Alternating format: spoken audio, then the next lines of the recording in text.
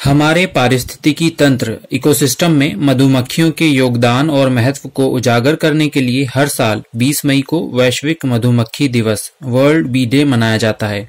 इस अवसर पर मधुमक्खी के बारे में कुरान ग्रंथ के 16वें अध्याय की 2 आयतें मंत्र आपकी सेवा में प्रस्तुत हैं।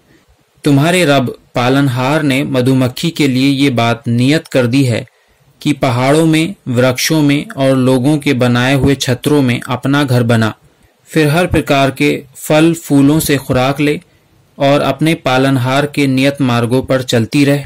उसके पेट से विभिन्न रंग का एक पेय पदार्थ निकलता है जिसमें मानव जाति के लिए आरोग्य, रोग मुक्ति है। निश्चय ही सोच विचार करने वाले लोगों के लिए इसमें एक बड़ी निशानी है। यानी सोच विचार की क्षमता रखने वाले लोगों को कुछ बिंदुओं पर चिंतन मनन अवश्य करना चाहिए। जैसे कि कुरान के जिस अध्याय में मधुमक्खी का वर्णन है उसका नंबर है 16। जिस वाक्य में 20 का वर्णन है उसमें अरबी के 16 ही शब्द हैं। जिन अरबी अक्षरों से ये वाक्य बना है वे भी 16 हैं। आधुनिक वैज्ञानिक युग में हमें पता चला है कि मधु की मक्खी में 16 जोड़े ही गुणसूत्र क्रोमोसोम्स पाए जाते हैं और नर मधुमक्खी में केवल 16 गुणसूत्र ही पाए जाते हैं, क्योंकि नर मधुमक्खी अनफर्टिलाइज्ड अंडे से पैदा होती है, जैसा कि ईसा मसीह भी फर्टिलाइजेशन के बिना पैदा हुए थे। इस वाक्य में विभिन्न कार्यों के लिए स्त्रीलिंग वाले शब्दों का प्रयोग किया है और आज हम जानते हैं कि मादा मधुमक्खी ही छत्ते में लगभग सारे काम करती है। अरबी भाषा में पेट स्टोमच के लिए बहुवचन शब्द का प्रयोग हुआ है। इसका मतलब है कि एक से अधिक स्टोमच कंपार्टमेंट।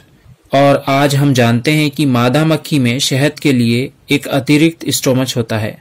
छत्ता बनाकर रहने वाली मधुमक्खियों के बारे में तो हम सब जानते हैं, लेकिन कुरान ने एक अजीब बात कही कि पेड़ों की लकड़ियों और पहाड़ों की चट्टानों में घर बना।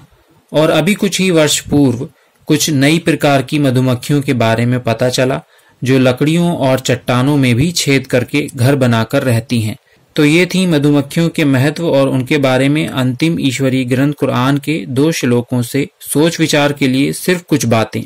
अगर जानकारी समझ में आई हो तो अपने बारे में कुछ अवश्य सोचें, लाइक करें, शेयर करें।